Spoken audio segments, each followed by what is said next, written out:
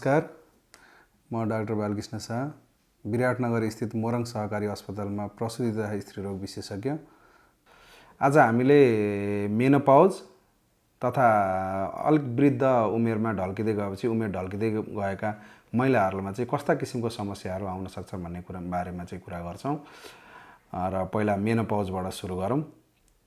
Menopause भनेको तपाईहरुले pause भनेको शब्द चाहिँ एकदम सुनिरहेको शब्द होला। रेडियो टिभी हरेकमा चाहिँ हामीले पॉज भन्ने बटन थाहा छ होला। पॉज भनेको एक किसिमले चाहिँ तत्काललाई रोक्ने भने हो। मेनोपॉज भनेको चाहिँ महिनावारी रोक्ने हो। र यो चाहिँ अरूभन्दा चाहिँ फरक के भन्दाखेरि पर्मानेन्ट सिजिएसन अफ मेन्सुरेसन भन्छौँ। अर्थात् महिनावारी चाहिँ फेरि सुरु नहुने गरी चाहिँ बन्द भएको अवस्थालाई चाहिँ मेनोपॉज भन्छौँ। कोही कोही बेला चाहिँ महिनावारी चाहिँ केही समयको लागि मात्रै रोकिने हुन्छ। जस्तै प्रेग्नेन्सीमा चाहिँ होल 9 महिना चाहिँ महिनावारी हुँदैन। त्यस्तै ल्याक्टेसन भएको बेलामा चाहिँ त्यो बच्चालाई दुध खुवाइरहेको बेला त्यो 6 महिना पनि महिनावारी हुँदैन। यी भनेको चाहिँ टेम्पोररी अवस्था हो भने चाहिँ सधैँभरिलाई महिनावारी सुक्ने अवस्थालाई चाहिँ हामी मेनोपॉज भन्छौँ। र यो सामान्यतः सबैको एउटै उमेरमा चाहिँ हुन्छ भन्ने चाहिँ छैन। कसैको 45 वर्षमा पनि हुन्छ, कसैको 55 वर्ष पनि लाग्छ र कसैको चाहिँ त्योभन्दा बढी पनि हुनसक्छ। सामान्यतः यो 50 को सेरोफेरोमा चाहिँ महिनावारी सुक्ने गरेको पाइन्छ। तर यसमा चाहिँ उसको चाहिँ जेनेटिक कुराहरू, उसको इन्भाइरोमेन्ट, यो कुराहरूले पनि उसको चाहिँ न्युट्रिसनल स्ट्याटस यसले पनि फरक पार्ने भएकोले गर्दाखेरि सबैको चाहिँ एक्ज्याक्ट यही उमेरमा चाहिँ महिनावारी सुक्छ अथवा मेनोपॉज हुन्छ भनेर चाहिँ भन्न सकिँदैन। अब महिनावारी सुक्ने भनेको एउटा चाहिँ नेचुरल प्रक्रिया हो। यो चाहिँ सबैको नै सुक्छ। जुन महिलाको महिनावारी सुरु हुन्छ ती हरेक महिलाहरूको कालान्तरमा गएर महिनावारी सुक्ने नै हुन्छ। महिनावारी सुक्नु चाहिँ नेचुरल भए पनि महिनावारी सुकेको कारणले गर्दाखेरि केही समस्याहरू कसैमा सबैमा देखिन्छ भन्ने पनि छैन, कसैमा देखिन नि सक्छ। त्यो समस्याहरूलाई चाहिँ मेनोपॉजल सिन्ड्रोम भन्छौँ। त्यो महिनावारी सुकेकै कारणले जुन समस्याहरू आउँछ त्यसलाई चाहिँ हामी मेनोपॉजल सिन्ड्रोम भन्छौँ। निश्चित रूपमा महिनावारी चाहिँ जसको चाँडो सुरु भएको छ त्यसको सुक्ने पनि लगभग अरूभन्दा चाँडो हुनसक्छ। जसको चाहिँ महिनावारी नै ढिलो सुरु भएको छ त्यसको चाहिँ महिनावारी चाहिँ ढिलो सुक्ने हुन्छन् सामान्यतः। तर त्यो त्यस्तै हुनुपर्छ भन्ने चाहिँ त्यस्तो केही पनि छैन। कसैको चाँडो पनि सुक्न सक्छ, चाँडो सुरु भएर, कसैको चाहिँ चाँडो सुरु भएर पनि ढिला सुक्न सक्छ। मेनोपॉजको प्रमुख लक्षण भनेकै महिनावारी सुक्नु हो। त्यसपछिको कुरा भनेको चाहिँ अब मेनोपॉजल सिन्ड्रोम सबैलाई हुन्छ भन्ने चाहिँ छैन। मेनोपॉजल सिन्ड्रोम भएन भने चाहिँ नर्मली अरू महिला जस्तै हुन्छ। मेनोपॉजल सिन्ड्रोममा चाहिँ गयो भने चाहिँ मेनोपॉजल सिन्ड्रोम चाहिँ बेसिकली इस्ट्रोजेनको डेफिसियन्सीले हो। इस्ट्रोजेन भनेको एक किसिमको हर्मोन हो। त्यो हर्मोन चाहिँ अण्डाशयमा उत्पादन हुने हुन्छ। त्यो हर्मोन चाहिँ उत्पादन गर्नलाई चाहिँ उसको चाहिँ यो अण्डाशयमा चाहिँ रिजर्भ हुनुपर्छ। अब त्यो मेनोपॉज हुनुको भइसकेपछि चाहिँ त्यो हर्मोनको डेफिसियन्सी अर्थात् कमी हुँदै जान्छ। कमी हुँदै गइसकेपछि चाहिँ 2-3 खालको प्रब्लम आउँछ। एउटा चाहिँ एउटा पाल्पिटेसन भन्छौँ हामी, जसमा चाहिँ के हुन्छ भन्दाखेरि सेल्फ अवेरनेस अफ हार्टबिट भन्छ। हाम्रो मुटु त जहिले पनि चलिरहेकै हुन्छ, तर हाम्रो मुटु चलेको छ भन्ने कुरा चाहिँ हामीले नोटिस गरेर आउँदैन। कोही कोही बेला चाहिँ विद्यार्थीहरूले इक्जामको भाइभा अगाडि अथवा परीक्षार्थी इन्टरभ्यू अगाडि चाहिँ मुटु एकदम ढुकढुक फुलेको जस्तो महसुस गर्छ। त्यो प्रक्रियालाई चाहिँ हामी पाल्पिटेसन भन्छौँ। त्यो मुटु त्यो बेला चलेको अरू बेला नचलेको चाहिँ होइन, तर त्यो बेला चाहिँ हामीले चाहिँ नोटिस गरेको हो। यो चाहिँ मेनोपॉजल सिन्ड्रोममा चाहिँ मेरो मुटु एकदम धड्किन्छ, एकदम गाह्रो हुन्छ भनेर एउटा कम्प्लेन आउन सक्छ। त्यस्तै कसैको हातहरूबाट धेरै पसिना आउने हुनसक्छ। यौनाङ्गहरू चाहिँ ड्राई हुने र त्यस कारणले गर्दाखेरि चिलाउने हुनसक्छ।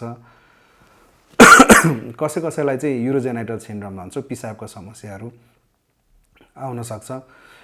कसैलाई चाहिँ अर्ली अस्टियोआर्थराइटिसहरू, हड्डीहरू खिनेहरू, जोड्नीहरू दुख्ने समस्याहरू आउन सक्छ। यी समस्याहरू चाहिँ मेनोपॉजमा आउन सक्छ। र यी समस्याहरू आयो भने चाहिँ हामीले चाहिँ इस्ट्रोजेन दिनुपर्ने पनि हुनसक्छ।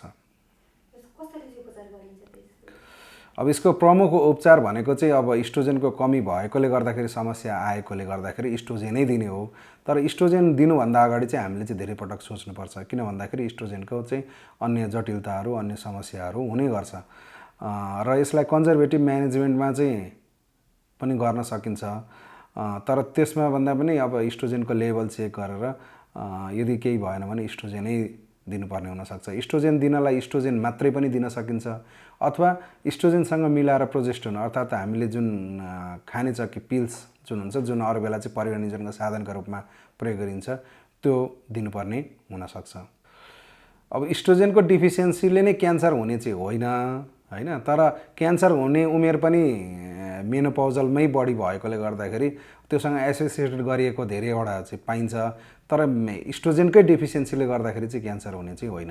इस्ट्रोजेनको डेफिसियन्सीले मैले अघि भने जस्तै पाल्पिटेसन हुने, हट फ्लस हुने, जिउ तातो भएर आउने, यौन अङ्गहरू चाहिँ सुक्खा हुने, चिलचिला हुने जस्ता कुराहरू चाहिँ बढी हुन्छ। अब मेनोपाउजले गर्दाखेरि चाहिँ इरिटेसन बढी हुन्छ, त्यसले गर्दाखेरि चाहिँ चाँडै रिसाउने कुराहरू चाहिँ आउन सक्छ। अब त्यसलाई चाहिँ म्यानेज गर्नलाई चाहिँ अब साइकोलोजिकल्ली पनि उसलाई चाहिँ काउन्सिलिङहरू गर्न सक्छ र परिवारका सदस्यहरूलाई पनि उहाँको मेनोपाउज भएकोले गर्दाखेरि अलिकति चाहिँ रिसाउनेपन बढेको हुनसक्छ, यसलाई चाहिँ तपाईँहरूले सहज रूपमा लिइदिनुहोस् भनेर चाहिँ फ्यामिली काउन्सिलिङ पनि गर्नुपर्ने हुनसक्छ। र धेरै नै सिम्टोमेटिक छ, धेरै नै समस्या गरिरहेछ भने त्यसलाई पनि हामी इस्ट्रोजेनै दिनुपर्ने हुन्छ। अब त्यस्तो डाइटले नै एसोसिएटेड त भन्ने कुरा चाहिँ हुँदैन, तर अब त्यो बेलामा चाहिँ झोल कुराहरू चाहिँ बढी खानुपर्छ ताकि चाहिँ उसको पिसाबको खराबी चाहिँ धेरै नहोस् भनेर। मेनोपाउजले त इरिटेसन आएपछि डिप्रेसनमा जान सक्ने स्वाभाविक हो। डिप्रेसन पनि हुन्छ, क्यान्सर फोबिया पनि हुन्छ, भन्नुको मतलब मलाई क्यान्सरै भयो कि भनेर डराउने पनि बढी हुन्छ। यो कुराहरू चाहिँ सबै मेनोपाउजमा चाहिँ हुनसक्छ। यो चाहिँ यसको लागि पनि अल्टिमेट ट्रिटमेन्ट भनेकै त्यसको इस्ट्रोजेन दिने हो। औषधि बाहेक अरू भनेको चाहिँ खानपानमा ध्यान दिने, अरू त्यस्तो त खासै त्यस्तो भन्न सकिन्न। अब उसको के समस्या छ, त्यो अरू समस्या छ भने त्यसलाई चाहिँ आइसोलेट गरेर पनि ट्रिटमेन्ट गर्न चाहिँ सकिन्छ। अब मेनोपाउजको बारेमा तपाईँहरूले धेरै कुरा बुझि नै सक्नुभयो होला। अब यस बेलामा चाहिँ यो सबैलाई मेनोपाउज सिन्ड्रोम हुँदैन र यदि भयो भने पनि त्यसलाई सजिलै उपचार गर्न सकिन्छ भनेर बुझ्नुपर्छ। त्यसबाहेक अब महिनावारी सुक्ने उमेर अर्थात् 50 वर्ष पछिको उमेरहरूमा चाहिँ हामीसँग चाहिँ हुने भनेको महिलाहरूको चाहिँ पाठेघरको मुखको क्यान्सर अनि पाठेघरको भित्री तहको क्यान्सरहरू पनि नेपालमा एकदमै धेरै कमन छ। अब पहिलो कुरो त के बुझ्नु पर्यो भने पाठेघरको मुखको क्यान्सर, जसलाई चाहिँ सर्भाइकल कार्सिनोमा भन्छौँ हामी, त्योबाट बच्नलाई चाहिँ हामीले चाहिँ सुरुमै बेलैमा सचेत हुनुपर्छ। बेलैमै सचेत हुनुपर्छ भन्नाले कम उमेरमा विवाह नगर्ने, धेरैवटा बच्चा नपाउने, तुरुन्त बच्चा नपाउने, धेरैवटा चाहिँ मल्टिपल सेक्सुअल पार्टनर नराख्ने र कुनै किसिमको चाहिँ यौन रोग भएमा चाहिँ तुरुन्त उपचार गर्ने, यो चाहिँ फर्मुला भन्नुपर्छ। यसलाई यति कुरा गऱ्यो भने चाहिँ पाठेघरको मुखको क्यान्सरबाट चाहिँ जोगिने सम्भावना बढी रहन्छ। तर पनि यो गर्दै पनि हुँदैन भनेर चाहिँ भन्न सकिँदैन। जेनरली पाठेघरको मुखको क्यान्सर चाहिँ महिनावारी सुकिसकेपछि हुने हुन्छ र त्यसै कारणले गर्दाखेरि यो चाहिँ चाँडै पत्ता लाग्ने पनि हुन्छ। के हुन्छ भन्दाखेरि महिनावारी सुकिसकेको हुन्छ, तर महिनावारी सुकिसकेपछि पनि रक्तस्राव भयो, भजाइनल ब्लिडिङ भयो भने चाहिँ के हुन्छ भन्दाखेरि उसमा डर हुन्छ र त्यो डरको कारणले गर्दाखेरि उसले जचाउन जान्छ। यसमा चाहिँ के लक्षण हुन्छ भन्दाखेरि रक्तस्राव हुने हुन्छ, ब्लिडिङ हुने हुन्छ र महिनावारी सुकिसकेपछि महिलाहरूलाई ब्लिडिङ हुने बित्तिकै जचाउनु आवश्यक हुन्छ। त्यो जचाउँदाखेरि के हुन्छ भन्दाखेरि सुरुकै अवस्थामा चाहिँ पाठेघरको मुखको क्यान्सर पत्ता लाग्न सक्ने सम्भावना हुन्छ। यो चाहिँ र सुरुकै अवस्थामा पत्ता लाग्यो भने यो चाहिँ सजिलै निको पार्न सकिन्छ। यसले चाहिँ अपरेसन गरेर कसैमा चाहिँ रेडियोथेरापी अथवा केमोथेरापी चाहिन पनि सक्छ, नचाहिन पनि सक्छ। तर त्यस्तो ब्लिडिङ भएको छैन भने पनि हामीले चाहिँ 40-50 वर्ष उमेर कटिसकेपछि चाहिँ बारम्बार 6 महिना अथवा 1 वर्षमा चाहिँ स्क्रिनिङ टेस्ट भन्छौँ। पाठेघरको मुखको क्यान्सर छ छैन भन्ने कुरा जाँच चाहिँ गर्नु आवश्यक हुन्छ। यसलाई चाहिँ अहिले पछिल्लो चरणमा 2 किसिमले चाहिँ स्क्रिनिङ टेस्ट गर्न चाहिँ। स्क्रिनिङ टेस्ट भनेको चाहिँ पाठेघर क्यान्सर छ छैन भन्ने कुरा चाहिँ शङ्का दिन्छ। त्यो टेस्टको रिजल्टले चाहिँ शङ्का दिन्छ र त्यसमा चाहिँ पोजिटिभ आयो भने हामी बायोप्सी गरेर चाहिँ कन्फर्म गर्छौँ। स्क्रिनिङ टेस्टकै आधारमा चाहिँ क्यान्सर भयो भनेर चाहिँ भन्न मिल्दैन। र स्क्रिनिङ टेस्ट चाहिँ छोटो समयमा धेरैजनालाई गर्न सकिने भएकोले गर्दाखेरि र अन्य धेरै ठुल्ठुलो टेस्टहरू गर्न नपर्ने भएकोले गर्दाखेरि यसलाई चाहिँ बढी प्रमोसन गरिन्छ। र यसका लागि चाहिँ पहिलेदेखि नै एउटा प्याप स्मेयर भन्ने हुन्थ्यो। पाठेघरको मुखमा एउटा चाहिँ साइटो ब्रसले अथवा स्प्याचुलाले त्यहाँको कलेक्सनलाई लिएर स्लाइड बनाएर प्याप स्मेयर गरेर हेर्ने हुन्छ र त्यसमा चाहिँ 1 2 3 भन्ने हुन्छ होइन, अथवा नेगेटिभ भन्ने हुन्छ। त्यो प्याप स्मेयरले चाहिँ के सजेस्ट गरेको छ त्यसअनुसार फर्दर बायोप्सी गर्ने कि नगर्ने भन्ने कुरा आउँछ भने। अर्को अहिले एकदमै छोटो समयमा चाहिँ एकदमै धेरै पपुलर भएको चाहिँ VIA भन्छ, भिजुअल इन्स्पेक्सन अन एसिटिक एसिड हो त्यो खासमा VIA। त्यसमा चाहिँ एसिटिक एसिड चाहिँ पाठेघरको मुखमा लगाइन्छ र त्यसलाई इन्स्पेक्ट गरिन्छ, हेरिन्छ र हेरेपछि त्यसको कलर चेन्ज कस्तो भयो, कतिको साइनिङ भयो, त्यसको आधारमा चाहिँ यसलाई चाहिँ पाठेघरको मुखको क्यान्सर हुनसक्छ कि सक्दैन भन्ने कुरा चाहिँ शङ्का गरिन्छ र यदि हुनसक्छ जस्तो लाग्यो भने चाहिँ त्यसलाई चाहिँ फेरि बायोप्सी गरेर चाहिँ कन्फर्म गरिन्छ।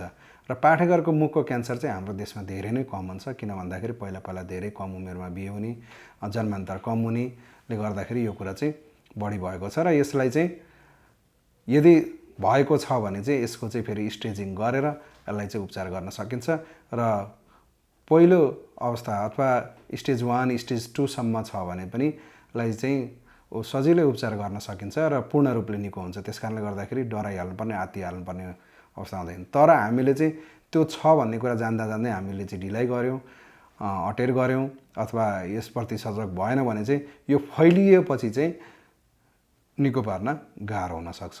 त्यसकारणले गर्दाखेरि तपाईँ यदि 40 वर्षपछि हुनुहुन्छ भने तपाईँ आफ्नो नजिकको चाहिँ प्रसिद्ध स्त्रीरोग विशेषज्ञसँग परामर्श गर्ने र टाइममा चाहिँ स्क्रिनिङ टेस्टहरू चाहिँ गर्नुपर्छ।